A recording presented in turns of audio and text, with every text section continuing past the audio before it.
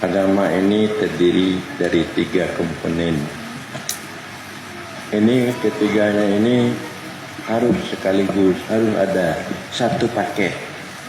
Pertama, mengetahui hukum syara fikih untuk kita mengetahui bagaimana beribadat, cara rukun sah batal beribadat dan bermuamalah, berhubungan dengan manusia, bagaimana kita tahu kawin, apa cara kawin, berjual beli, bagaimana jangan riba, itu muamalah, itu hukum fikih. Kita mengetahui yang diwajibkan Allah naik haji, bagaimana wajib haji, rukun haji, kita tahu. Itu fikih. Kita disuruh berzakat, kapan sampai nisab. Untuk zakat kerbau, zakat kambing, berapa yang harus kita keluarkan, juga ada zakat perniagaan, itu hukum fikih. Makanya kedua adalah akidah. Kita berakidah Ahlussunnah. Kita harus tahu sifat Allah, Allah dan sifatnya, yang wajib, yang mustahil, yang harus. Nabi dan sifatnya, yang wajib, yang mustahil, yang harus. Dan apa yang disampaikan oleh Nabi yang gaib-gaib, ada surga, ada neraka. Nanti kita kalau tidak masuk surga, masuk neraka. Menurut iman dan amal yang kita lakukan di dunia ini. Dan kita harus tahu ihsan. Anta'budallah ka'annaka tarah. Engkau menyembah Allah seolah-olah engkau melihat Allah.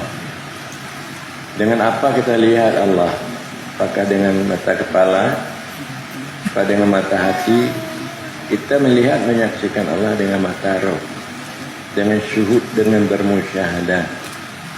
Karena roh ini merupakan cahaya daripada zat Allah, maka dia dekat sekali dengan zat Allah. Menyaksikan zat Allah, hilang roh kita, cahaya roh hilang, kembali kepada zat semata-mata. Agar dengan demikian kita dapat menghilangkan ananiyah, keakuan kita. Sebagaimana kita berzikir dalam tarikat Syatariyah, la ilaha illallah, tidak ada aniyahku selain Allah. Ananiyah maksud batinku selain Allah, kecuali ananiyahku adalah Allah. Ananiyah batin kita ini adalah Allah. Tidak ada batin kita selain Allah. Tidak boleh batin kita ini kita sangkutkan dengan diri kita. Itu Allah. Hilang ananiyah, kesombongan. Jangan kita melihat, kita bangga dengan pekerjaan kita. Kita bangga dengan harta kita. Kita bangga dengan kedudukan pangkat kita.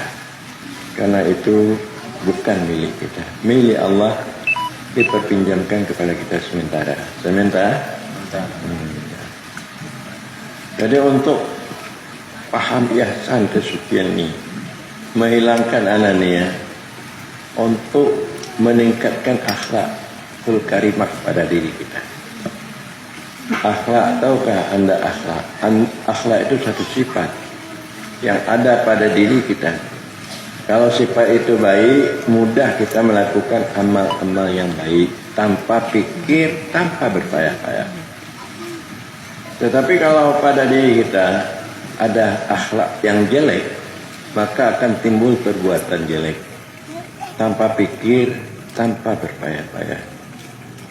Makanya untuk supaya ada sifat yang ada pada diri kita baik, makanya kita pandai bertawakal, menyerahkan urusan kita kepada Allah. Kita pandai takwid, menyerahkan diri kita kepada Allah. Kita pandai taslim, menyerahkan ilmu kita kepada Allah. Allah yang lebih tahu. Kita pandai bermurakabah, yaitu keringan hati kita kepada Allah. Tadi kita pandai imbisat. Nah, imbisat ini artinya keterbukaan. Kalau kita sama Islam tidak boleh kita berpolitik-politik, itu tidak boleh, keterbukaan. Apa yang teringat sampaikan.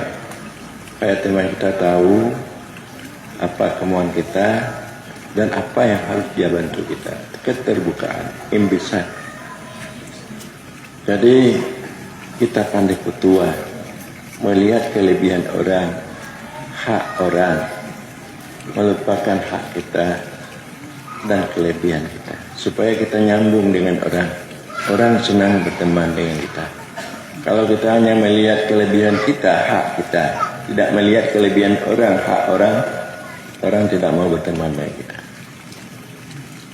Jadi oleh karena itu akhlak yang bagus. Itu yang akan diangkat dalam ihsan, dalam ilmu ketasawufan. Syekh Azhari mengatakan di dalam kitab Johar Maknun, tahabbadha tarikatus sufiyah tahdi ila martabatil aliyah. Alangkah bagusnya tarekat sufi dapat mengangkat engkau, menunjuki engkau kepada martabat yang tinggi. Martabat yang tinggi, makrifat. Apa martabat yang tinggi? Makrifat. Martabat yang tinggi di bawah makrifat, akhlak yang bagus. Itu martabat yang tinggi. Kalau sudah ada makrifat pada Anda, itu martabat tinggi. Semua orang sayang pada Anda. Makhluk-makhluk sayang pada kita. Jangankan orang Islam, orang-orang kafir sayang pada kita. Kalau ada makrifat, maka dikatakanlah al-makrifatu ra'sul mali. Makrifat itu adalah modalku. Kalau kita bisa dapat bermakrifat, lebih berharga itu dari kita punya emas 1 guni, daripada kita punya pangkat